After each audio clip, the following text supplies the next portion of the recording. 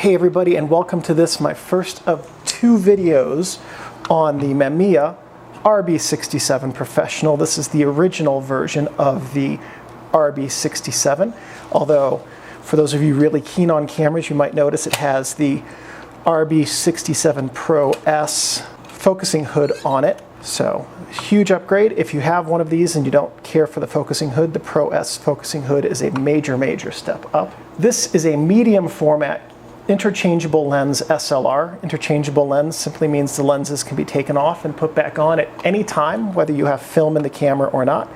And medium format means that it uses 120 medium format film. The camera has no meter built into it, although there is a metering prism you can get. It's very heavy. I don't have it. Choose not to use those. It has shutter speeds of 1 second up to 1/400th of a second and time. And the shutters are built into the lenses. I believe they all have the same shutter and shutter speeds, but it's also possible that I'm wrong. I don't have every lens that was ever made for this system. Insofar as I can tell, the viewfinder on this camera shows 100% of what is going to be projected onto the film at 1x magnification. So basically when you look through this, you're looking at something that is about the same size and magnification as the actual negative. It's a very nice viewfinder. The camera itself comes with a standard matte screen, which is a matte field with a diagonal split prism and then lines in framing lines around the edge of the viewing area. And the flash sync on this camera is built into the lens, and the flash will sync at any of the shutter speeds. The target market for the RB67 Professional is, as it says, professional cameras. Typically, if a camera says professional on it, it's probably not for professionals. This is the exception, this line of cameras. Mamiya indicated their professional cameras by writing that. This is a high-end camera which is exceedingly well made, and they have excellent lenses on them. These were workhorse cameras designed for heavy volume photography, repeated use, and to be used extensively and strenuously. So for instance, a lot of portrait photographers, high school photographers and things like that would go in and use cameras like this, and they would just get used all day over and over and over again. A fun fact about the RB67, if you've ever seen that old Windows wallpaper with the hills and the blue sky, that photo was taken on an RB67 with one of the wide-angle lenses. So the Mamiya RB67 has that photo, that wallpaper, is the most viewed photo in the history of mankind, and it was taken on an RB67. One last clue that this is a professional camera is how much control it gives the photographer, if the photographer knows how to use it, to control their images. And it also requires that the photographer really understand photography to be able to use one of these cameras well. They are very challenging to use cameras, but by the end of these two videos, you're going to know everything you need to know about these cameras in order to use them. These were made by the Mamiya Camera Company in Japan from 1970 to 74, and they do show their age in a few ways now. Most of them, if you were to get one today, would, if it hasn't had the light seals replaced recently, would need new light seals. I've done that on 2 or 3 of these cameras. It takes about an hour per camera. There are light seals all over it. And also, this camera had to be repaired, which isn't common because these are well made, but there was a spring in it that just fatigued and snapped one day. And if you do get one of these that needs repairs, it's not cheap. So getting that one spring replaced was $115. It's an expensive proposition to get one of these as a project camera. These were preceded by nothing directly. This was the first 6x7, insofar as I can tell, from Mamiya, but it came about because of the popularity of SLRs in medium format. Previously, Mamiya's medium format offerings had been 6x6 TLR systems, so not SLRs. TLRs have the 2 lenses at the front, and one's for viewing and one's for taking. Completely different type of camera. These were concurrent with, for 35mm, the entire DTL series, the Auto XTL, the X1000, and the MSX 500. In 120, the C330 was produced at the same time, and the 645 system was developed during this camera's production run. Also in 120 6x9 format, Mamiya had a 6x9 universal press camera that they made. This was followed by the RB67 Pro S directly as a successor to this camera. And as you might also notice, I think, yeah, the film back for this camera, in addition to the viewfinder, is a Pro S film back. So, as we do, let's go over this camera's features and functions, and we'll see what everything is and talk about all the different stuff. There's a lot on the top of this camera, so we're going to start there. This is the viewfinder hood, focusing hood right here. And you can see the viewfinder focusing screen. There's a little button right here on that side that pops up the magnifier. This is one of the nicest things about the Pro S hood, is that the magnifier encloses this viewing hood. On the Pro hood, it doesn't do that. And ever since this got shipped, the magnifier doesn't like closing as easily as it did. If you ship one of these for repair, be very cautious about how you ship it, because they can get slightly tweaked. Make sure you overpack it way more than you think you need to. Also on the top of the camera, we have the film back slide lock. There's one here, and then there's one on the bottom that we'll see. And in the second video, I'll show you how to take the film backs off and change them and things like that. The rest of what we're going to look at on the top of also on the film back is your film advance right here and your frame count window. And we'll see how these work in the second video. The rest of what's on the top of the camera is on the lens. This right here is the lens mount ring. It's a breech type of mount. Here we have the flash PC port, and this switches between M bulbs and X flash. If you have one of these cameras, just switch all of your lenses to X and leave them there.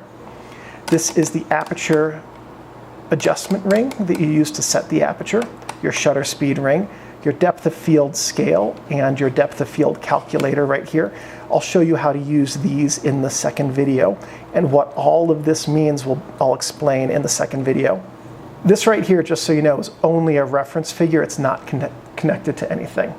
Oh, one other thing on the film back I forgot about. Since this is a Pro S back, it has a double exposure lever here. If you have a Pro, this doesn't do anything that I've found. I've been able to take double exposures just fine without using this lever. So honestly, I can't even tell you what that lever does or how to use it, because I don't have a Pro S to use it with. On the camera's front, here we have the lens. We'll take that off so we can see what else is on the front of the camera. This is the shutter release right here. Oops. And the shutter lock. There's a lock dial built into the shutter button right there. This is the lens mount right here. And this is the lens mounting index, that little red dot. And we'll see how to use this in the second video. Or right now if you're paying attention. On the back of the camera, flip this around right here. We have on the film back, we have the film memo holder. So when you open up your box of 120 film, you tear the tab off and slide it in there. We have the film advance button, and we have this little guy right here, which is the Mamiya press winder stop lever. So this only has a function if your back is on a 6x9 Mamiya press camera. On the back of an RB67, this little lever does nothing whatsoever. You don't need it. If we take this off, we can now see the back of the camera, and this is the actual rotating back, which is what gives the RB its designation. And you can see where the film back goes and the locking mechanisms that I just can't believe I did that. That's that one. This camera is smart. It's designed not to have those locked if there's not a film back in place. This camera does not like, there we go, does not like this film back. On the left side of the camera, we have the focusing knob. We have a strap lug here, and we have this little doodad right there, that little pin, which is your dark slide holder. So when you're out taking photos, you just slide your dark slide in like this, and then it holds it, which is a very, very nice feature and helps to protect your dark slide from getting bent in your pocket or your camera bag. On the right side of the camera, we have another focusing knob. The shutter cocking lever right here. So after you take a picture, this is how you arm the lens shutter and restore the mirror to its diagonal position.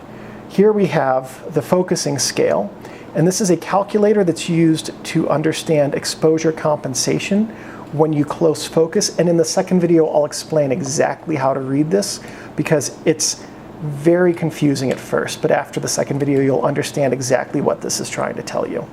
And there's also a depth of field, right here on the lens, right here is a depth of field preview lever so that you can stop the aperture down to whatever you've selected on the lens and preview your depth of field. So we'll see what that looks like. Or we won't. There we go. You can see that how that stops the depth of field, the aperture down. The camera's bottom has a few things. Here we have the other lock release. This lever right here removes the rotating back, which you only want to do if you have to replace the light seals or if you're going to use a Polaroid back. But the Polaroid backs are less and less useful now, so once you have this rotating back on, it's a good idea just to leave it. It's really challenging to mount it with new light seals on, so I recommend not taking that off often. Japan, Mamiya Camera Company. Serial number, this is your tripod bushing. The camera comes with a 3/8 inch tripod receptacle standard. So that's larger than most tripods are.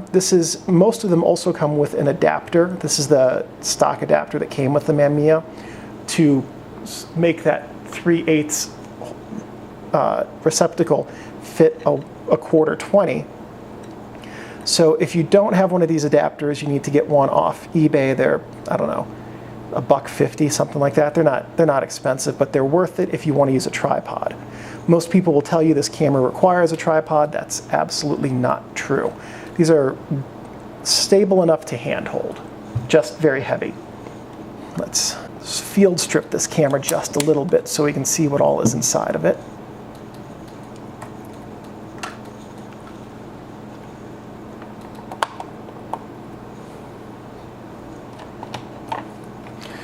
The camera housing itself doesn't have a whole lot. There's just a reflex mirror, and it pops up when you take a picture and then pops back down when you arm the shutter.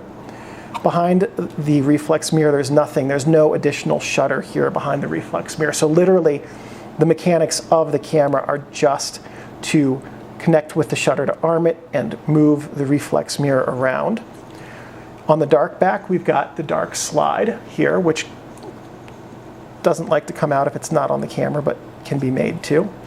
And this is what protects your film from being exposed when you take the dark slide in and out of your camera. We also have the inside of the camera's film back here.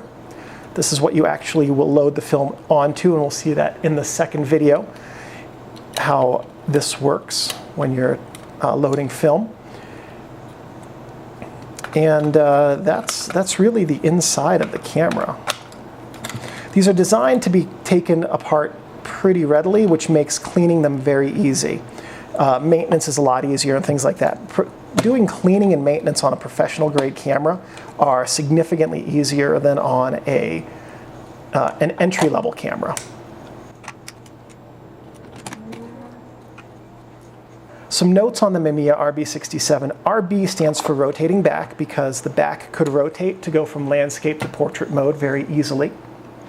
It has an extensive system with various format film backs, including 645, 6x7, and 6x8, although the 6x8 do not work universally on every camera.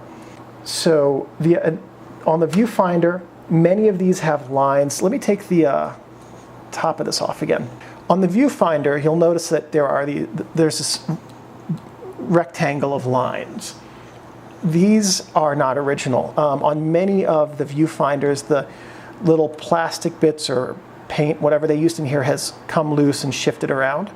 So if that's happened on yours, you just have to take the whole viewfinder system apart, I believe. So I don't think you can access it from underneath. No, you can't. You've got to take the viewfinder system apart, which isn't that hard. There's some screws here and here. clean it up, not using rubbing alcohol, using distilled water only. And then I drew these on using a Sharpie where the old lines had been. And because they're using a permanent marker, they will stay there. So if you'd like to learn so much more about these systems, the RB and the RZ, in the video description there's a link to a website called resnitsky.info, and there's a chart in that website that shows the system part compatibility across all of the different cameras, and that will help you clarify some of the complexity in the RB system and what parts are and are not compatible with each other in the system, because it does get a little bit confusing, especially if you start getting into the RZ cameras. So some things not to do with your RB67. Don't touch the shutter in your lens. I mean, you shouldn't anyway, because if you do, you've taken your lens apart. Some of the lenses, like this one, you can actually access the shutter in the back. There's no lens element behind it, but don't do that. Also, don't touch the mirror unless you absolutely have to, because the oils from your fingers can desilver it, which will make focusing more challenging. Don't store this with the shutter armed. So if you're going to store it for any sort of duration, you can fire the shutter. Now with these, once the shutter is fired, you can't take the lens off. So in the second video, I'll show you how to trigger the shutter in the lenses and rearm them so that you can store the lenses without tension on the shutter springs if you have multiple lenses. Don't leave your camera gear in your car. The heat can cause the lubricating oils to get really thin and get into places that they shouldn't be, which can be an issue for these shutters, because if it gets onto the shutter leaves or the aperture leaves, the shutters won't work properly.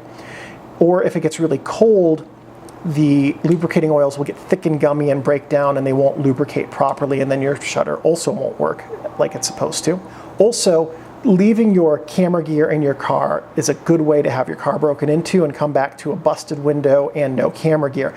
Even if you're just popping into a convenience store really quickly because you need a Cliff Bar since you hiked 30 miles that day with your RB67, don't leave it in your car, take it with you. Also, don't store your camera gear in plastic bags or boxes unless you have a rechargeable desiccant pack, because water can permeate the plastic and will cause fungus to grow on your lenses and in the covering and things like that. And it's a real mess when that happens. I've had some RB lenses that have had fungus that I've had to clean off, but fungus can etch the coatings, leaving a permanent mark of the fungus shape on the coatings and impairing your camera's flare and light transmissivity performance. Also, don't let your RB67 get wet, because they are old, they're not weather sealed, and the water can rust the components and cause them not to work properly. And just remember that your Mamiya RB67 is a precision tool, and as long as you take care of it, it will take care of you. So this was the first video. If this was helpful, give me a thumbs up. That lets me know I'm on the right track and that I'm producing content which is useful and helpful to you. If you're an amateur photographer who's taken photos with the RB67, feel free to leave a link in the description below. If you have any questions or comments, feel free to leave those below. I'm pretty good about responding fairly quickly. If you'd like to subscribe and turn on the notification bell, you'll find out when I have more camera and photography videos that come out. And one last thing, thank you everyone for watching, and I'll see you in video 2.